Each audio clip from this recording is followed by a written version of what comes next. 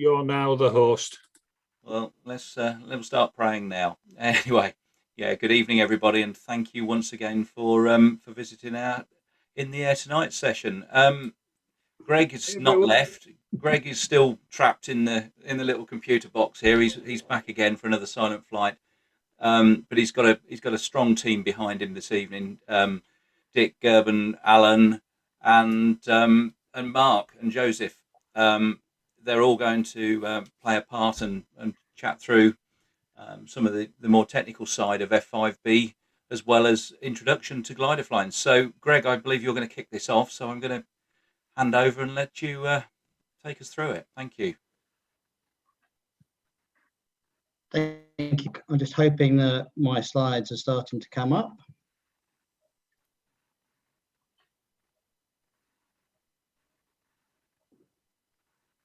Is that working? That's working. Yeah. That's great. Okay. Well, good evening, everybody. Thank you for dialing in tonight. I've presented a few of these in a row recently, so hopefully you won't get too jaded listening to me. But I've got a plan for that, which is we've got a world-class panel tonight. We've got Gerben from the Netherlands, from Holland. He's world champion. I always say he's a marked man. Whenever any competition you go to, your target is to beat Gerben. Really fantastic pilot. He is got his gold medal there, and you can see up above his head some of his trophies. What you don't realise is as you pan around the room, there's many more trophies. So thank you, Gerben, for joining us tonight. Then we've got Joseph, who is resident in the UK, but he's also Dutch. So there must be something about the Dutch psyche that makes them really good at F5B. He was second in the 2019 Euro Tour Championships, and that he would have been. We didn't have a 2021 because of COVID, so he's a fantastic pilot. Then we've got Alan Flockhart, who's been flying in F5B for many years. He's represented Great Britain, and he's been national champion and league winner for many years. And we've got Dick Whitehead, who is actually doing something called F5E before F5B. He's been probably flying electric F classes longer than pretty much all of us here tonight.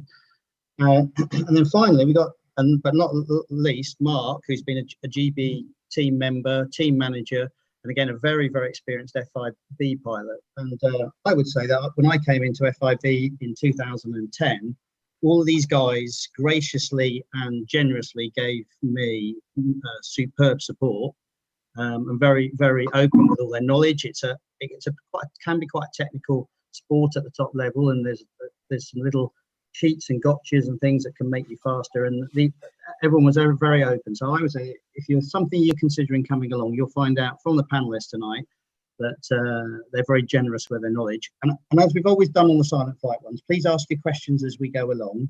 I'll do a few slides and then we'll have a sort of natural stop and we'll answer the questions. So because this is very much for you, it's not for us, it's for you to get out of it tonight what you want. So we'll move on. So let's see if the slides will advance. I always hope the technology works. So I say F5B is like the Formula One of model gliding, radio control model gliding. And why do I say that? Well, it's at the top level when you fly the fastest, most powerful, best airframes. They are some of the fastest model airplanes in the world. You also, because of the rules, and we'll talk a little bit about later about how it works, you've got a certain amount of energy that you're allowed to use during the flight. And if you look at modern Formula One, they're allowed to use 100 litres or 100 kilos of fuel per hour, and they have a monitor in the car, which has been quite controversial over the last few years because people have been cheating with it. But it's very similar. You've got to make this flight where you do a speed task. Then you've got to put the plane up high and try to fly the 10 minutes duration. And I should say it's very fast, very exciting, very skillful. But you've also got to be able to go the distance and manage your energy. So, I think it's like a Formula One model flying. And I would say, and Gerben said to me, if you've got a hot liner or a warm liner, then you should maybe think about having a go at F5B. And we've mentioned it in a number of these seminars. People's flying, you learn to fly, you get better, and then you just fly, you don't sort of do anything else, and you stagnate. And people often say, they come up to me and say, oh, my flying's stagnating, what should I do? And I would say, well, you should have a go at a competition, or you should have a go at an achievement scheme. It will make you push yourself outside your boundaries and you'll become a better pilot. So this is the agenda. We've had the introduction. We'll talk very briefly about the history so that you get some context about where F5B came from. Then we'll talk a little bit about what F5B is. We're going to show you a very short video. Hopefully it'll work. We've practiced it, tried it tonight. So it seems to work, and its evolution.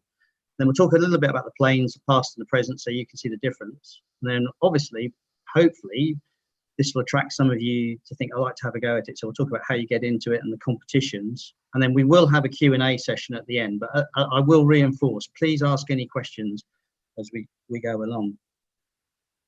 So some of you have tuned into the GPS triangle racing seminar, well, there's been two now. And if we sort of look back, actually, back into history of radio control model gliding, in the early 70s, the FAI looked, and there was in some of the countries in Europe and the States and Australia, there were thermal soaring classes, but they wanted to try to create something that was more like the test of a glider that you get in the full size world, which was task flying, and that combines speed, distance, and duration flying to fly, let's say, 1,000-kilometer triangle or a goal and return of 1,000 kilometers.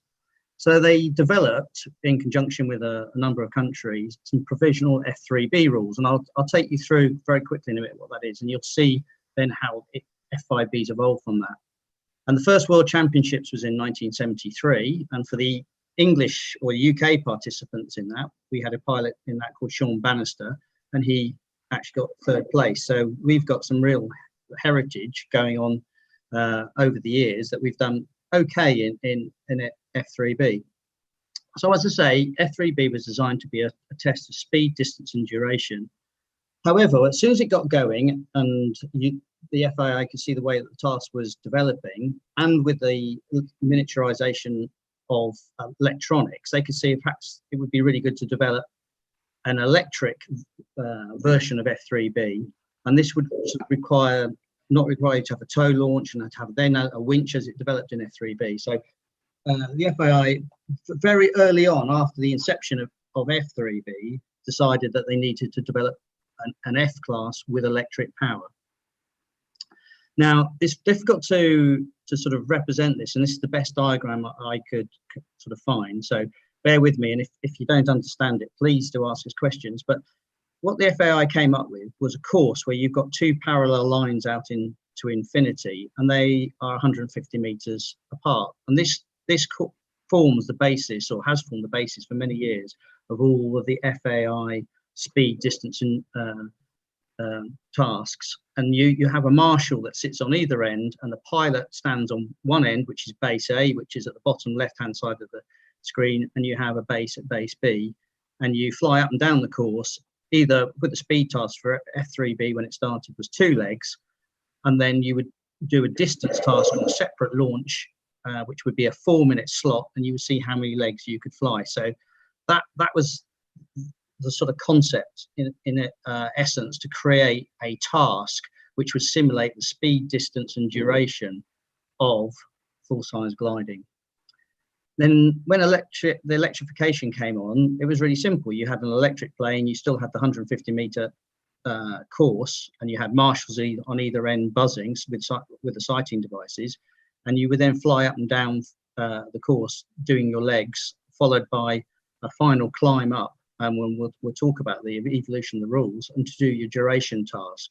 And then at the bottom there, you'll see that there are landing circles, and it's all measured. The closer you get to the centre, the more points you get. So that was the sort of evolution out of F3B into F5B. So just to summarise that, what is F5B? Well, it's a speed and distance task. It's interesting because in German they use the word Strecke, and that means distance, I believe, whereas in English we use the word speed, but it's actually a combination. And you fly that at the first part of the flight, then you go straight into a duration part of the flight without landing, and then you have a precision landing at the end of it. And you have a limited amount of energy that's managed with a small box in the aeroplane, a shunt, which is in line with the positive cable between the ESC and the speed controller and the motor. And so all of this has to be done with below a certain amount of energy. And if you go above that energy, you get penalties. So what's resulted over the evolution of the planes, and we'll show you some pictures of it, is that they have a huge range of performance. And at a top level, planes are capable of 300 kilometers an hour, but they are also capable of flying in very light thermal conditions and being able to fly for 10 minutes from, let's say, 250 meters. And if there's a bit of breeze, they're actually more efficient at thermal soaring than many F5J aeroplanes.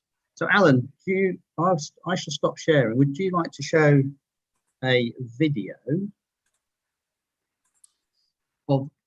I'll give it a go. You just stop sharing. There we go.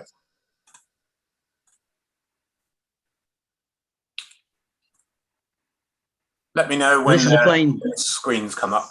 I'm guessing. So you're standing just about to launch a plane, Alan. Yeah. Okay. So the volumes are up at maximum, but the recording volume on the video itself is quite low. So you may hear some beeps and some motor noise, but you may not.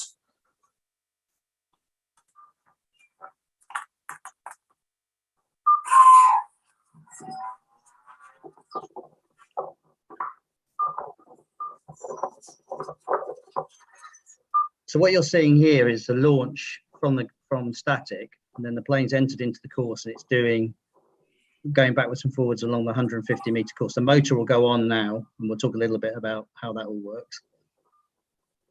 Still a bit of buffering there.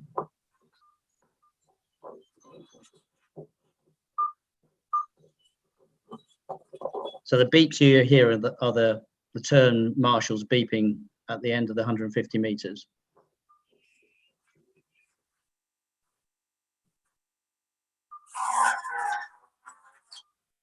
So we'll pause that there, and then we'll move on to the end of the task, which is a landing.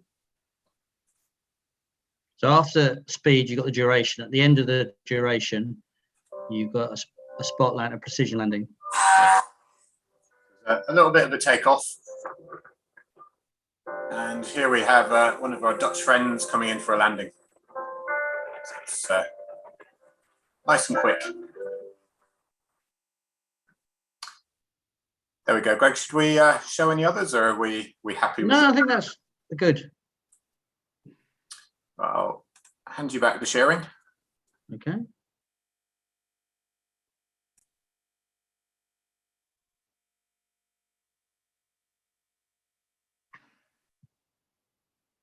Right. Got my slides up again. Can people see them? Yep. So Dick, using the technology in his plane, produced this slide for me. This slide shows the speed part of the flight, and you get 10 applications of the motor in the speed part of the flight, and then you can see that at the end the plane climbs up quite a good height, 220 meters, and he's then got to fly out the duration task, which is now 10 minutes, and you can see that he encounters some sink for a while, and then towards the end he gets some lift, and then he manages to fly out the time, so he then comes down fairly quickly and does his spot landing. So the idea of that slide is to show you that there are two very strong facets to this discipline. There's fast and agile, as Dick says, and you need a good thermal soarer as well. So if we just quickly look at the evolution of the class, when it first started in 1984, you got one climb and you did your laps, and then you had to dive down below a limbo and zoom up to do the duration. And people were doing about 16 legs along the course at the time, the 150-meter course. Things have moved on. You can see as we go through there were some changes in the rules and technology, so batteries improved, and we're now up to 50 legs. Now it's a bit unrepresentative because there's only, obviously with 16 legs, there's only one application of the motor there, whereas now we have 10 applications of the motor. But the big change probably was in 2008 when we switched to LiPo batteries from the technologies that were available at the time. So if we just talk about the sort of the models and things, one of the technologies, if you like, one of the things is that people say, oh, it's a very rarefied task. And we've had some questions actually come in before. And one of the really good things about it now with modern lipos is actually relatively cheap to purchase. And the motors and ESCs, quite often, if you have a go at F5B or you don't quite like it, or you want to do something else, that the technology is actually redeployable into quite a lot of aeroplanes. So a lot of the guys that are flying sports class GPS planes, they're using motors and speed controllers that come from would be useful in it or usable in an F5B plane. Also, with advances, and we'll show some pictures in the evolution in a minute. In the past, a lot of these electric classes, both pylon racing, F5B, model car racing, the technology was almost disposable. You would fly one competition or one race, and you would throw your batteries away and have to start all over again. So the technology now is actually very reasonably priced and can often be redeployed into other planes if F5B is not something that you want to do. So let's have a quick look at how the planes evolved over time. On the left there, top left, they're really F3B planes that have been electrified. And then we move through to blue foam, white foam cores pressed with vacuum bag models. And then on the right, Gerben, I think that's a picture of some Dutch guys, isn't it? Yeah, indeed. It's okay. One of quite some years ago in the Netherlands. And you can see there that the planes have gone from being 3 meter, 2.8 meter span to quite small planes.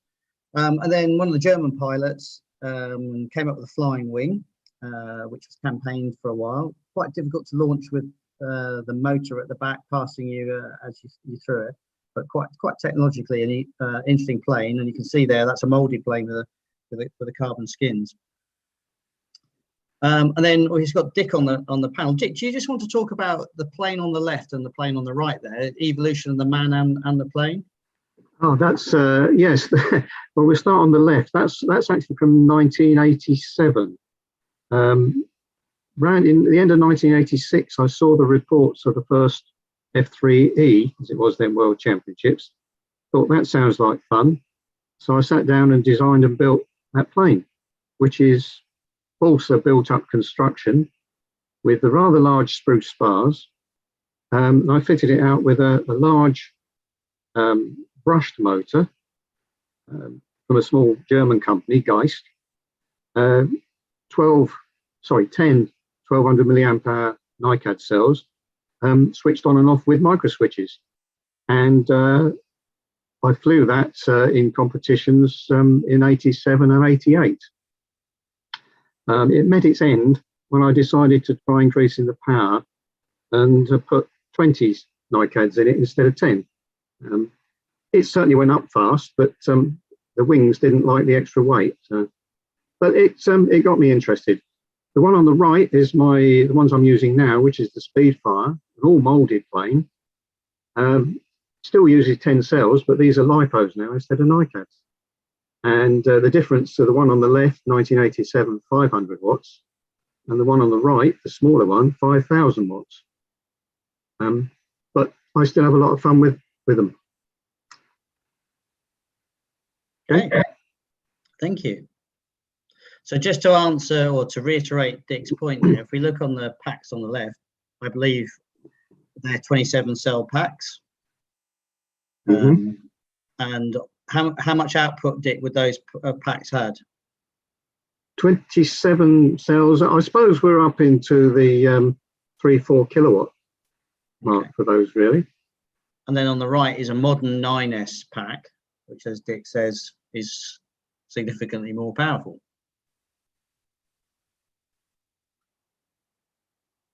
So what have been the big influences on F5B? I suppose we've got a picture there on the left there of the German team, and for many years they were technologically they blazed a trail. They molded their own props, they made their own molded aeroplanes, and won many world championships, and they've certainly been a very big influence and very strong. They've got a big strength of depth. A lot of pilots in Germany fly F5B. They practice together. They have a good competition calendar, and they've been formidable opponents. And I would say they have definitely been a very big influence on the discipline.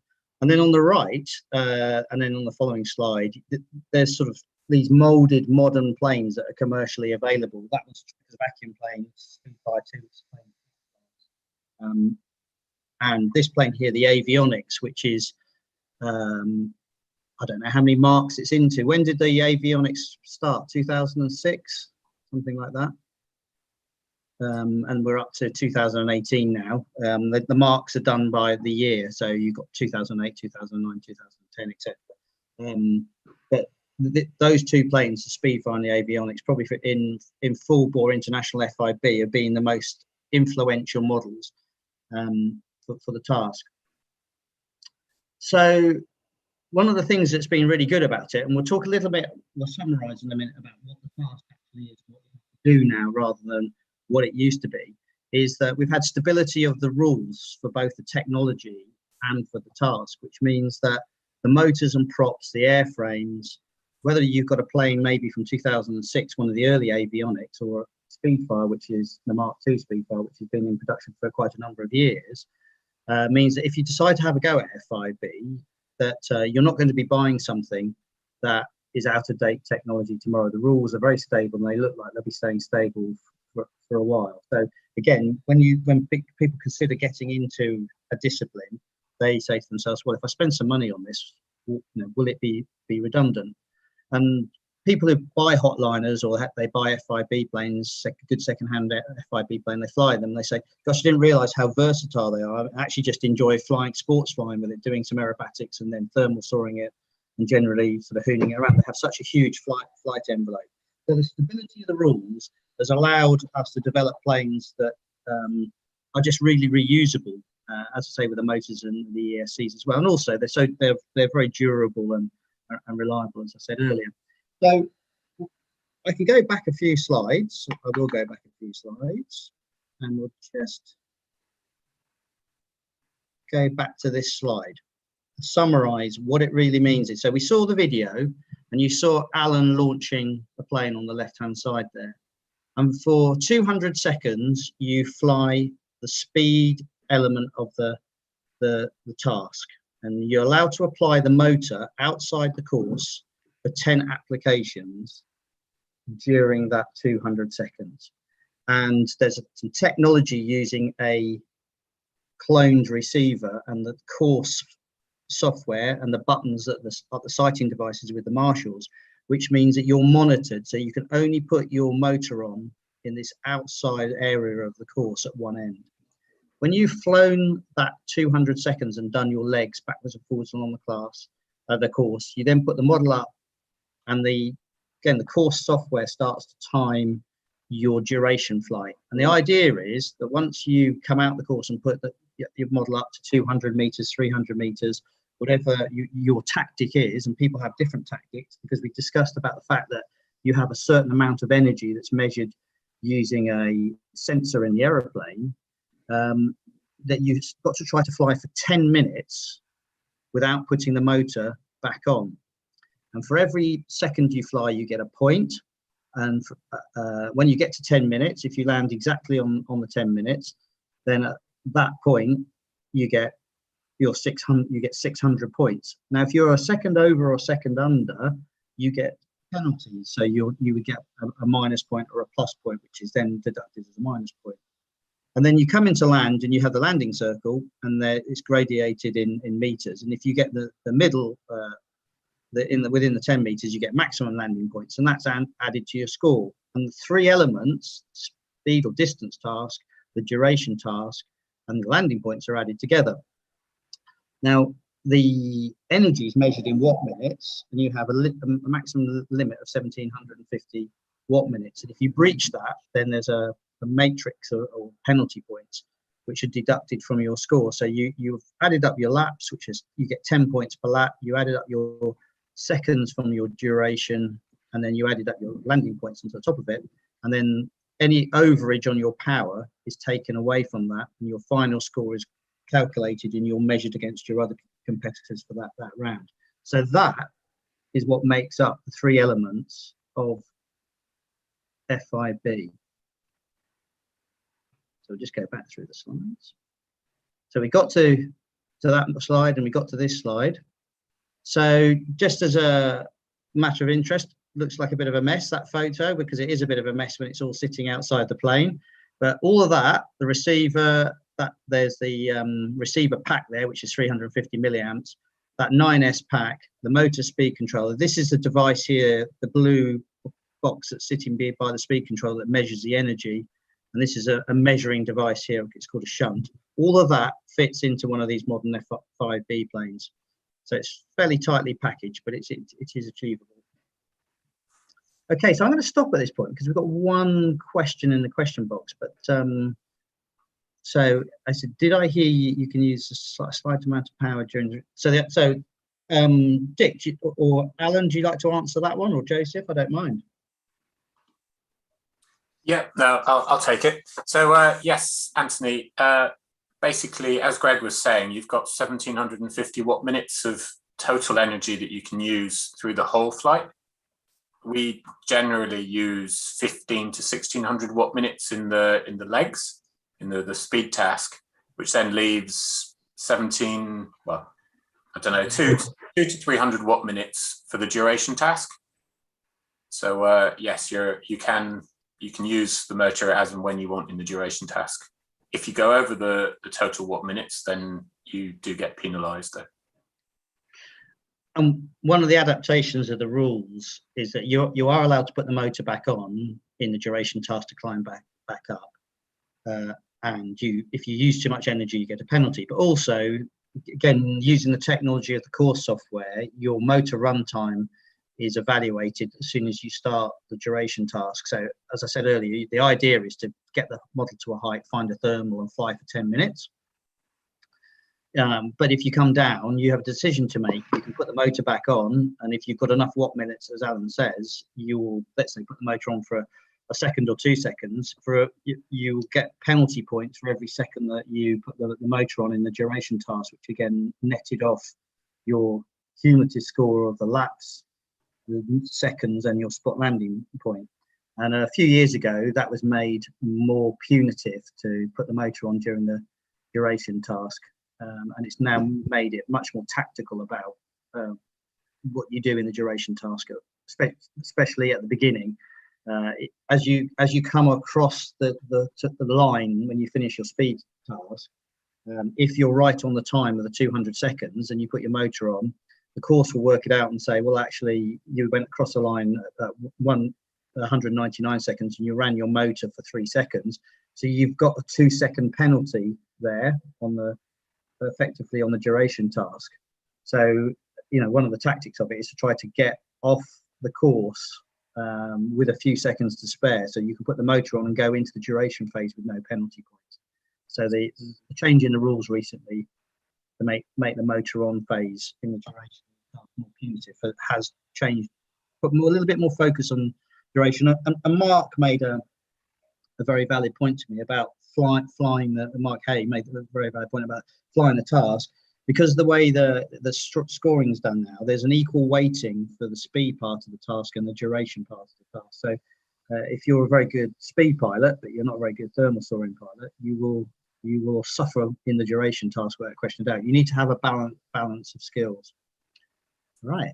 Oh, we got another question. Let's take that whilst we're at it. What rate of climb of an F5B plane? There are additional questions to follow on. But who wants to answer that question? I'll take that. I'll take that. And also, just to get back to the previous question, I just wanted to sort of reiterate on that with the energy management. In the good old days when we were flying nickel cadmium batteries, you would practically run the battery completely flat because you wanted to get the most out of it as you could, and it really wouldn't help the cycle life of the battery, that the batteries won't last very long. Whereas now with lithium polymer batteries and the energy monitoring that we have, you only ever really use half, maybe 2/3 of the capacity of the battery pack. before you start getting into penalty points, which we try and avoid. So if you do find yourself in some trouble and you need to put the motor on, you cannot always put the motor on because there's quite a lot of energy still left.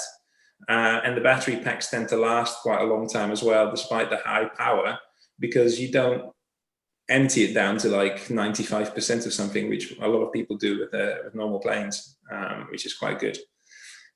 So on the subject of climb rate and power, so with the power that Dick was mentioning, like 5,000 watts, we are getting climb rates of 60 meters per second, so 300 kilometers straight up, 300 kilometers per hour. What's that in English? 200 miles per 200. So yeah, quite a lot, isn't it? 200 but that's miles top. That's top fuel, isn't it, Joseph? I mean, we'll talk about it in a minute. There's lots of different levels of this when you come into it. You're not going to go. We're not going to put you into a McLaren F1 car equivalent straight away. People start with a warm lime and they're on sort of work on up to that. Yeah, so I think I think we'll touch on that in a minute as well. But it's recommended that you would start with much less power, 1,000 watts maybe, and then we gradually increase that as you get more confident with it and competent with it. But the top end speeds are quite high, and the speeds on the course as well. Even if you're not climbing that fast with less power, you will find that the speed on the course, the plane will still be doing up to 150 kilometers per hour on that last leg coming back before you put the motor on again, which is faster than you drive on a motorway. So it's quite something. I hope that answers your question. No, it does. Brilliant. Thank you very much. I think you've answered it really well. Okay, let's move on to the next slide. There's a few other questions coming, Greg. So okay, well, go. Let's get the questions. Questions are much more interesting than me talking. So off we go. So there's one on telemetry. So do you have telemetry to say how much energy you have left? Depending on your radio system. So basically the blue sort of box that records the amount of watt minutes that you're using, that can interface with the receiver, and if you have an appropriate radio set, you can get the telemetry back. So, for example, in this instance, Greg's got a Jetty set, and we do get all the telemetry back. That I know the Futaba. What are you running, Jos? I can't remember the make. Yeah, I'm running FreeSky, and it works with FreeSky perfectly well. I think most brands out there, you can connect the Unilog, which is the blue box, up to the receiver to get the telemetry back onto your transmitter. And we also fly with Vario, so that Unilog will also provide altitude and Vario signals that can be sent back with the telemetry to your transmitter, and then you can have Vario, and the Vario is actually allowed in F5B. Whereas in a lot of the other thermal soaring tasks, it's not allowed, but with us it is. And then we've got another question about how long do you run the motor for each speed leg, and then the duration. So okay, it's a really good question. Very, very good question. Gerben, do you want to? Yeah, let's have Gerben's secrets. You're the top man at it. So. Oh dear. I feel a great sense of responsibility now. Thanks. I don't think Greg quite touched on the fact that you climb for 4 legs and for 6 legs yet. I'm sure we'll pass later. When you start, of course, it'll be much longer, and we need to keep that in mind. It could be 3, 4, 5 seconds. Once you get to a higher level and to competitive power levels, for 4 legs, you would climb somewhere between 1.6 and 1.9 seconds, depending on your setup. And for 6 legs, I would say 2.2 to 2.5, somewhere in that region. And the big trick is to get it consistent over all the climbs. We've got an energy limit, so if you do each climb, you do 0.1 too long. This is, of course, at the higher level of the scene. If you do 0.1 too long for each climb, you're going to end up in what we call an energy crisis at the end of the game. And maybe you gained 1 or 2 legs, but once you pass the the energy limit, it becomes very costly, and the end result is not quite as desired, and sometimes slightly disappointing. But generally, I would say under 2 seconds for 4 and under 2.5 for 6 leg climb. Hope that answers that one. That's a great answer, great response. We've got another question popped up. Is the motor always run at full power, or is the ESC used to modulate the power? Good, very good question from Alan there. Yeah, take that one. Oh, I thought you said Alan. Sorry. There you go. No, yeah, go ahead.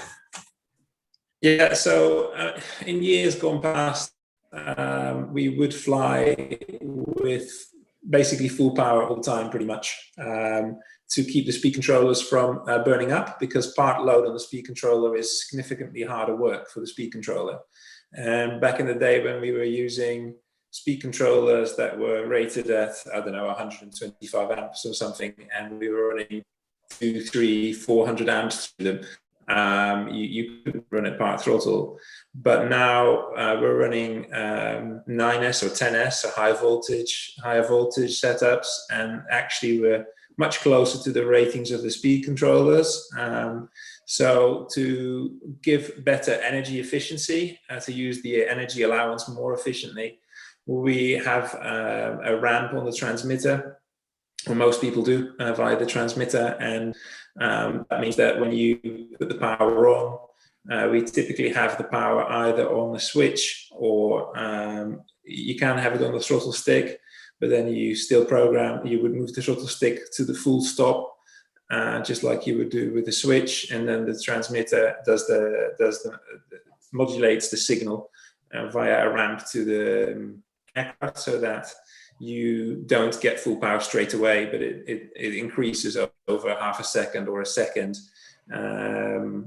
whatever settings you've got on the transmitter. So that's something that you can play with to give you more efficiency, and also to stop the propeller from being stalled maybe at the start. And if you go straight to full power, the propeller might be stalled and it might be quite loud.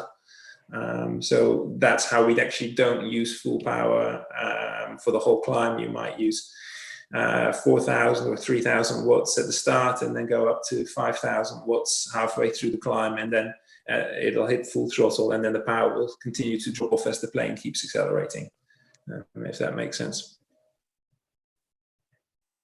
it does, thank you. We've got a whole string of questions coming in now. John Greenfield, who's obviously a very accomplished glider pilot, but I don't think I've ever seen him flying a hotline or anything. He's asked a really good question. What are the typical weights and wing loadings of the model? Well, mine weigh about 1.6 to 1.7 kilograms.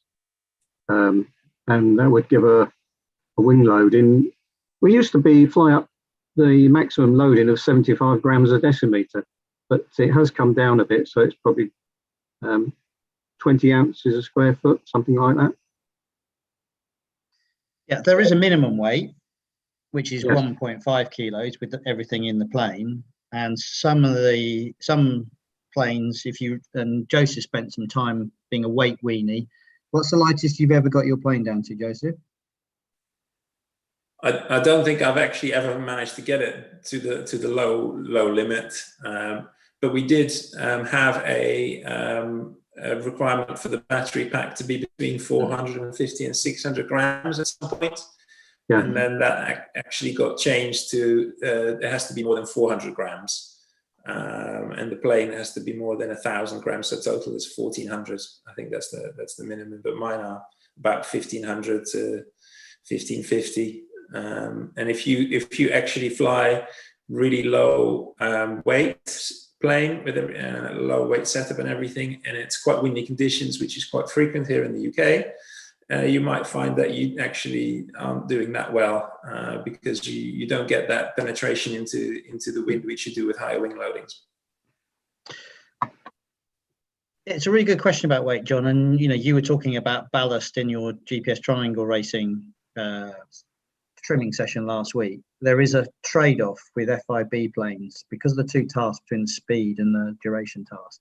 And as Joseph says, actually, if they start to get too light, they lose their energy retention in the in the speed task, and the extra little bit of weight that makes that performance, the plane get on the step, get on the curve, actually doesn't really affect the duration task. And I think you're a great exponent of that doing GPS triangle racing. You'll ballast up, but it doesn't really make much difference to the duration performance. But the plane, when I started in 2009, a typical plane weight was about 1.9 kilos, and with the technology, the improvement of construction techniques and the batteries and everything, they're down, typically between 1.5 and 1.6. Right, so we've got a question from Steve Macken. Is it allowed to use a flight controller for telemetry and stabilization functions, or is this seen as defeating the object of testing the pilot's skills? It looks like Alan's just about to, or have you answered that one, Alan? I just clicked answer live, but essentially you're talking about a gyro there. So we are one of the few, maybe the only FAI class where gyros are actually permitted. Basically, the team that were looking at the rules at the time decided that it's going to be incredibly difficult and more difficult as it goes on to try and police all these electronic gizmos and stuff. So basically, you're allowed to use them. I don't really know how many people actually do use them. I've not actually tried yet, and I'm not sure if anyone in the UK has. But it's there for being used if you really want to. And Varios are. Yeah, the only thing you're not allowed to do is have a fully programmed flight. So if you were to somehow make it happen with GPS, that you press a button and the plane does everything automatically after you've launched it, that is the one thing that's not allowed.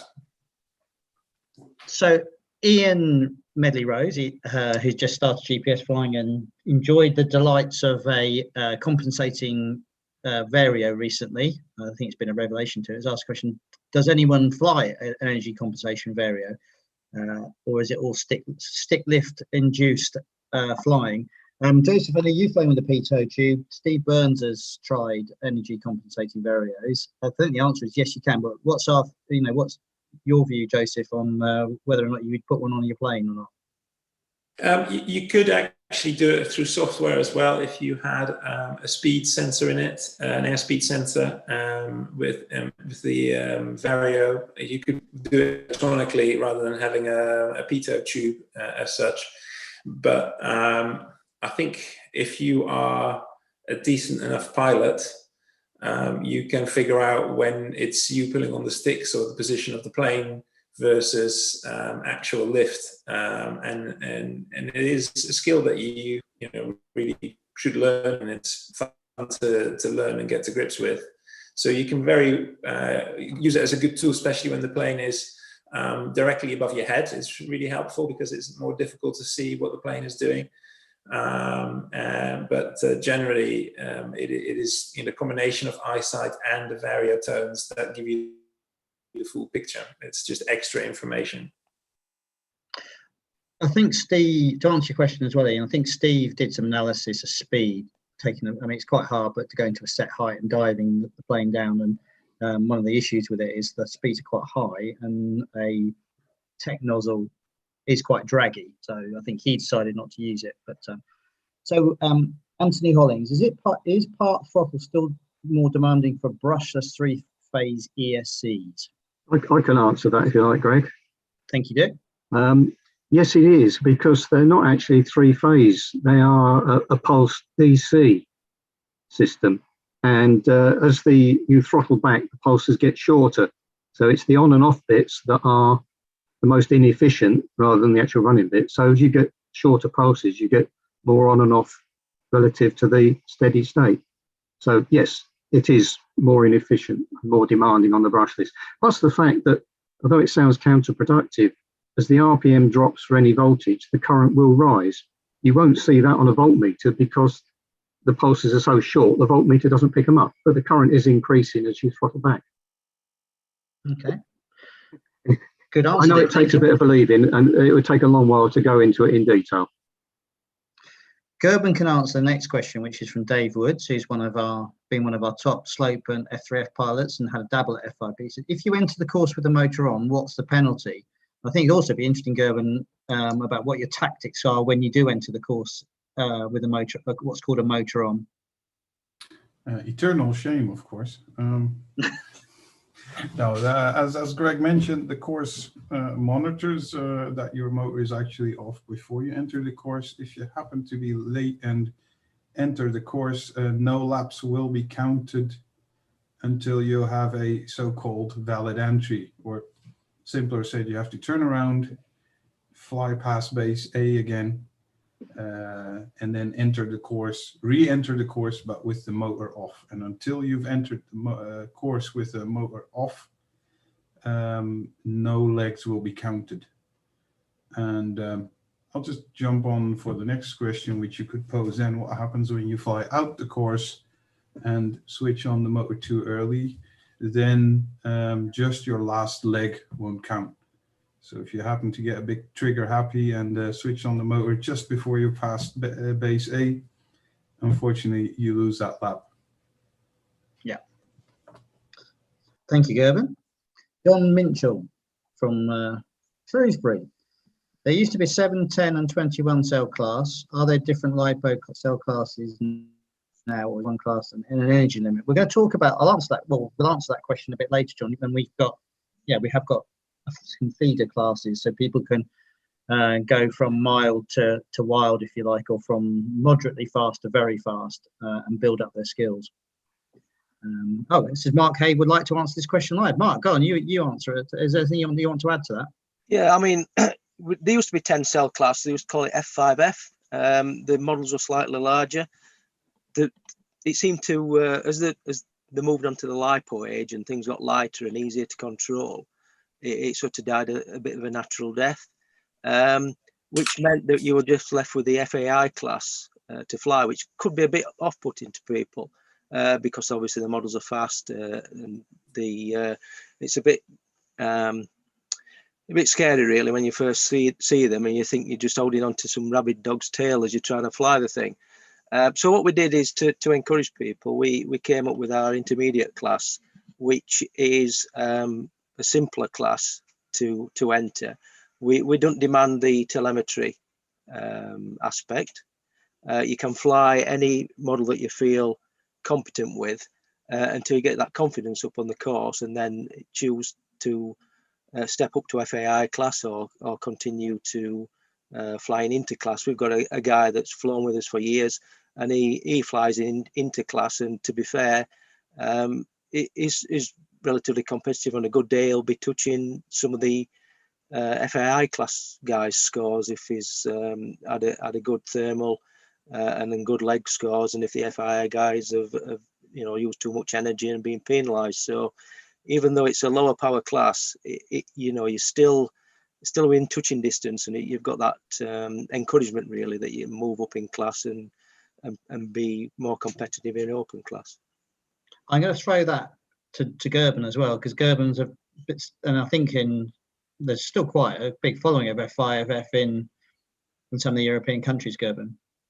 Yeah, and particularly we've seen quite a substantial increase in interest in Germany after some enthusiastic guys got up and got people engaged, and it's become quite, in my opinion, quite a thriving class again in that region, with nice turnouts to competitions and quite a nice atmosphere too. And it's although some see it as the beginner class, I must say, to fly it well, due to the lower power levels, lower amount of energy, in some ways it's actually even more demanding.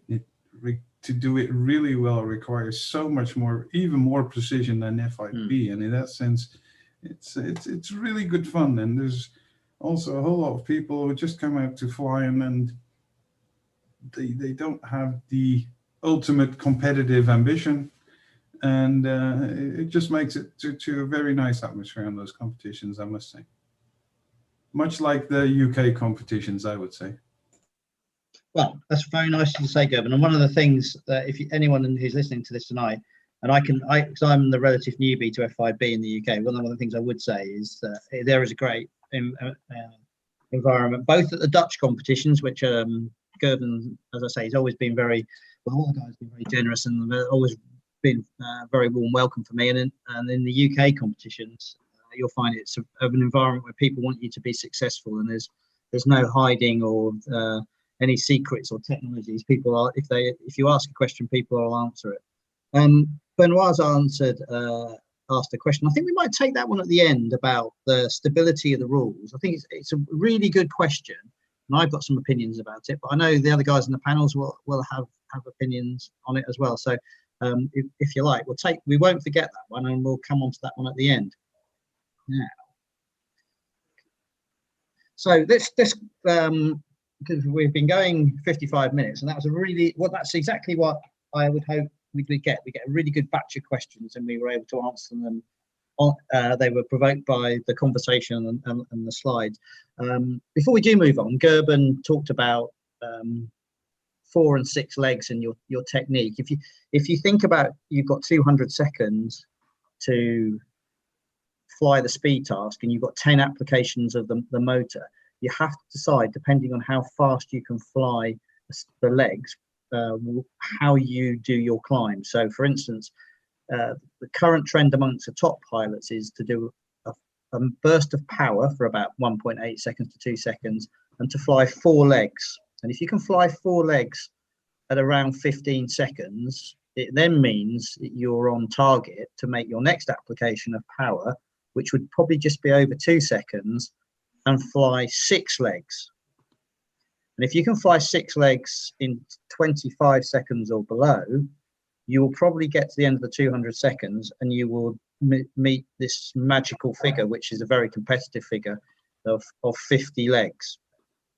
And you'll probably use about 20 seconds of energy, 21 seconds of energy on the motor to get yourself to the duration part of the flight. So depending on how fast your plane is and how accurately you can fly, and as Gerben says, a lot of this stuff in F5B, because of the speeds, is measured in increments of seconds. So if you can cut the bases tighter than your competitors, you will find big gains. And one of the things about the course software is it gives you all the output of how long you're off the course and on the course, and how long it's taking you to do turn A and turn B. Then it will decide on your routine, and you'll have a caller who will be measuring your set times, as we call them, and he'll tell you whether you're going to do a 4 and a 6 or 2 4s and a 6. So, but that's something that if you came along to an event, you would get to see and understand how that works. But it was a good point, Gerben. Thank you for raising it. All right, I'll use the telltale to move the slides on. Right, so beginners classes, introduction classes, getting started. I mean, what we would say is, if you've got an electric glider, come along and give it a go. Fly the course, have a go at the duration, have a go at the spot landing. A lot of the guys who are very good F5J pilots, they sort of precipitated by the GPS triangle racing seminars, have bought GPS triangle racing stuff on the back of, they say, well, I want to improve my flying. And I had an admission the other day from someone who's a very, very top pilot, who's competed at a very high level in F5J, said, I started having a go at this and I realised I can't fly. So I'm good at flying thermals and flying around the field aimlessly and keeping the plane up from low durations, but I just actually can't put the plane in the sky where I thought I really could do. And one of the things you'll find about F5B is, with the course and the spot landing, it will give you an objective to your flying, and it will really sharpen you up. So, but as I say, it doesn't matter. Come along with any electric glider and have a go. And if you like it, you can have a hop up to our sort of package we got here, which Joseph's been very much the mastermind of, which is this Nike Evo, and Joseph can talk a little bit about it at the moment. If you're a more experienced pilot and you sort of come and watch an F5B competition and you think, yeah, I really want to have a go at that, then because of the point that was made about the rule stability earlier, actually, there's some really good second-hand models around in the UK, and I'm sure, I know in Europe there's some really good second-hand models. That is the way to get into F5B and buy a hotliner and have a go at it at a much more reasonable cost than ordering a brand new plane, the avionics or the Speedfire. So that would be, I would say, my best way of best recommendations on sort of having a go. Joseph, do you just want to talk about the Nike Evo and the setup and the sorts of power and things like that? Yeah. Actually, I'll take one step back and say a little bit about my start. It was in 2008, and I actually brought an F5F plane, which is the class that Gerben was talking about, which is being flown on the continent at Euro Tour level competitions. I bought that and flew it with 10 sails, and I had about 1200 watts and did 33 legs, I think, with it in the end. And that was lovely. And then I realized that F5F wasn't being flown here in the UK. So that's when I decided to just move on straight to F5B and got myself a Surprise, which is also a well-known model name from Rudi Freudenthaler in Austria. 3 times or 5 times world champion, I think he was over the years. And so, yes, I started actually with nickel cadmium cells, still they were, in a plane that wasn't even being flown here in the UK, and had a go on the course, and it was lots of fun. So if you've got any kind of glider, electric glider, just bring it along and come and fly it, because it really doesn't matter what it is, as long as it's an electric glider. And then on the packages that we're talking about here is like that Nike Evo. The kit's about 150 quid. It's a foam with a foam core wing with wood sandwich, and the fuselage is all glass fiber, and there's some carbon in it. And it's really well rounded package with all the little bits and stuff in, and actually with the motor and the battery and stuff that we put in it, you've got a total package cost of about 250 quid for a brand new setup, and that'll do about 1500 watts. And it was really good fun flying it. And then, like Greg was saying, there's going to be lots of second-hand planes that you can have, and that will then, you can pick those up from between like 250 to all the way up to the new price of a plane like that, which is about $1,000. You can pick those up, and nobody in the group is in it to mess anybody over. We just want people to come and have fun, so we won't be selling you any dodgy planes or anything like that. You don't have to worry about that. Yeah, and there's lots of good second-hand planes, motors, speed controllers, packs. If it's something you really want to get into, if you get in contact with us, between us, we'll be able to put some good planes together for people if you want to go straight into a molded plane. But this Nike Evo flies really well. Again, we can help you with prop size, motor, ESC, etc., batteries. It's sort of, Joseph didn't undersell it, but it's obviously filmed. You need to just do the install, put the motor and the battery in and the receiver, and program how to fly it. It's a really nice package. Okay, let's move on.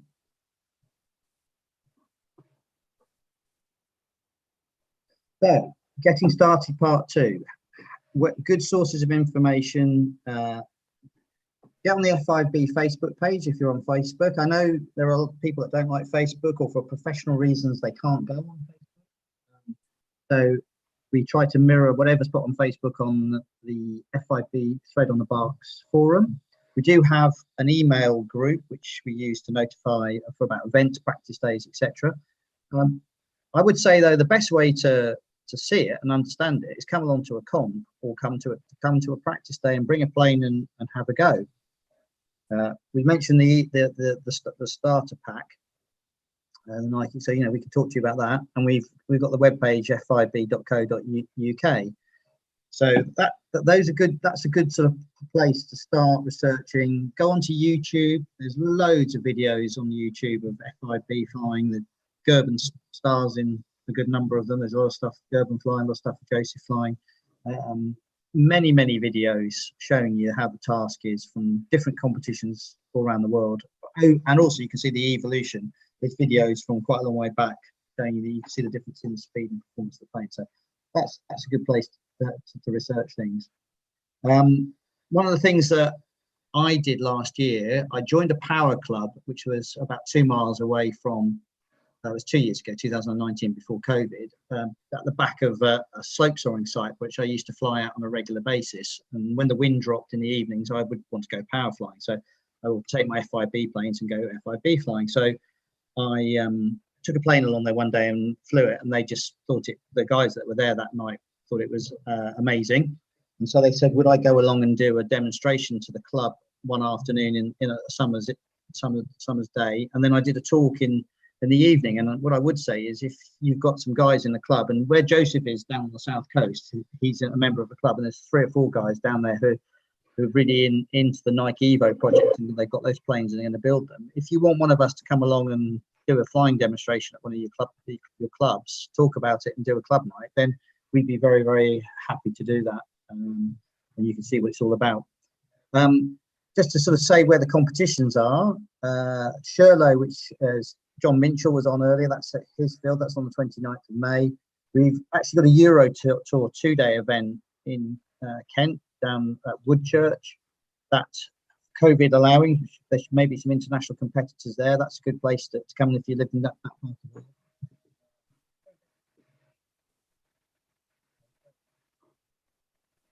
You've vanished, Greg. Sorry. So I said we've got 2 events in Oxfordshire, one in July and one in October. Then Wetlands is obviously up by Newark, and then the event that was going to be on Sunday has been moved to September, which is at Warboys close to Huntingdon. So there's plenty of opportunity. We've got a full calendar this year for you guys to come watch competitions, but we also run practice days on a regular basis. So get in touch with us and come along and have a go. Now I'm just going to go to the Q&A. Before we go any further, let's just open this debate up about, and it's a really good point, if you keep rules static for a long time, models don't evolve. If you keep rules static for a long time, back to the Formula 1 analogy, the rules have been static for quite a long time. It allows the field to catch up the people with less budget, less technology available to them, with the people that have got the bigger budgets and more technology available to them. So it's a very interesting question. Guys on the panel, have you got any sort of feelings about whether or not the rule stability has been good, or whether or not it stymies model development and technology development? Yeah, I can answer that one, Greg. I mean, I started back in 2002 flying, if anybody remember the model, an FVK Nobody. So it was not line air running at that time, I think, were 14 subsea cells. And at that time I was basically burning packs up once every 2 meetings, then looking at getting zap packs at the time when there used to be zapping of cells, ordering cells from Germany, building packs up between each event, and basically more or less a full-time job. 2007, 2008, when lipos came along, the lipos at that time weren't as good as they are these days. So there was a little bit of a battery race in the early years finding good lipos, but certainly in the last few years, I've been buying my lipos from Hobby King. Cheap lipos, good as anything, lasting. Similar with airframes, the last few years from 2010, I've been flying the avionic models, and certainly the models from 2010, 2012 are as competitive as the 2018 models. The emphasis more is now on flying style, consistency, like Gerben alluded to earlier, and keeping things smooth and keeping your speed up in the turns. So it's, although the models have evolved slightly, the emphasis has been more on pilot skill than anybody who's got deep pockets, chasing the latest technology, buying the latest motors, ESCs, building their own models, etc. So it has leveled the playing field, that stability in the rules. Okay, good answer, Mark. Would anyone else like to add anything to that? Yeah, I'll add a little bit to that if that's okay. Just move to put the charger in. Yeah, on that note, so I have actually built my own for fun, and that's quite something to do. It's actually quite intensive to do. And I think there is still improvements to be had on the airframe wise. But even like to reiterate what Mark was saying, in 2008, when I actually started, I went to the World Championships in the Ukraine and entered for the Netherlands because there was the Netherlands team at the time. There were no competitions in the Netherlands, and I'm Dutch originally, so I thought, why not? And I flew there, and it was, you know, rainy conditions. It wasn't great weather, but the planes, we had the same energy allowance that we do now, because that was when we first started flying with the energy allowance and a logger and LiPo batteries. And the planes really haven't changed that much. And then we were flying 43, 44 legs, and now people have flown 53 legs. And what has changed is people have got used to the equipment and are able to get more out of the airframe through you know, changing the settings on the plane and getting better and learning how to make the most of it. And I don't think we're done yet. I don't think we've reached the maximum yet, and there is, I think, still room for improvements in the design of the airframe and the rest of the equipment as well. But it's not necessary. You can buy all the stuff out of that you need to compete, and you know, you might be able to find a small competitive edge with some technology. But the pilot skill is definitely the overruling factor.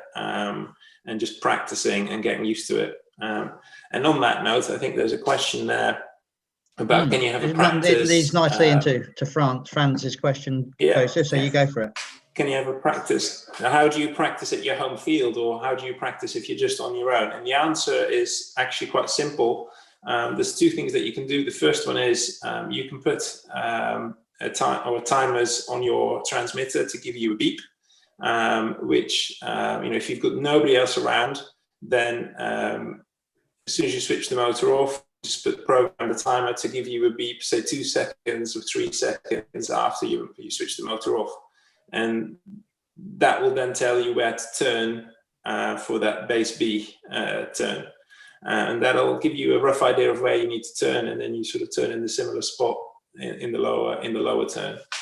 That's one way of doing it. If you've obviously got somebody with you, then you know, you can get them to walk over there with a walkie-talkie or whatever, or even just stand behind you and shout beep and pretend that, because then you don't exactly know when it's coming, and it gets you to anticipate for that turn, because it's, you know, there's no point in flying straight and then the beep comes in, like, oh, I have to now go and turn the plane around. So you actually need to get used to starting that turn and leading into that turn, and then the beep comes and then you pull it around. And then if you do want to get into it more and you find that you want to practice more on your own, there is a camera-based system that has been developed, which uses a webcam and a Raspberry Pi, that will actually detect the plane through the camera, crossing an imaginary line and sending a beep back to you at base A, so you can actually practice on your own. And it's like, depending on the sunlight and the clouds and stuff, it's like 99% accurate and repeatable. So that's a really good way of doing it as well if you are stuck on your own. But again, if I mean, France, the details of the automated course are readily available. Gerben can help you out. Jürgen can provide some excellent beeping buzzer systems as well that go with it.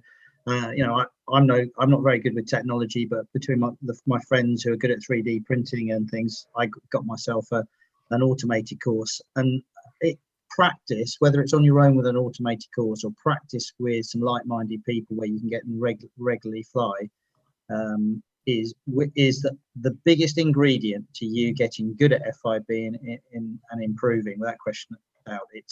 It's now with the equality of technology available to pretty much everyone in the world. They can buy the same prop, same plane, same motor, same back.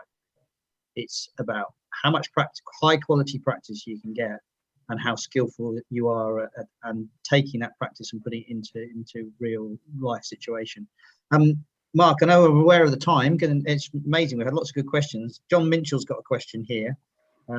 and he says, how did the molded flying wing shown earlier compare with the conventional tailed airframe? Well, it didn't. It killed the person launching it, so they never got to fly. No, that's a joke. Sorry, that's a.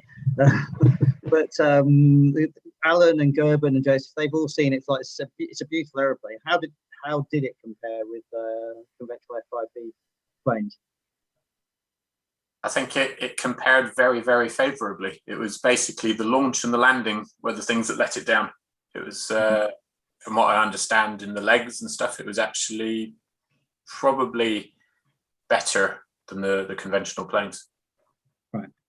Okay. I think the main problem is I had to use these ultra high modulus fibers to keep the thing together and avoid it fluttering, which also meant that any minor mishap caused slight cracks, unseen cracks, and then the next launch it would just explode. So that was a slight disadvantage of the plane.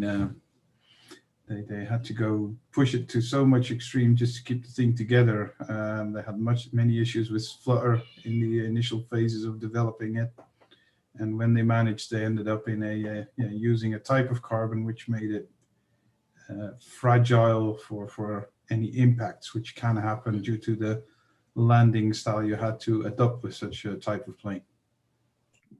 Gerben, thank you, and Alan.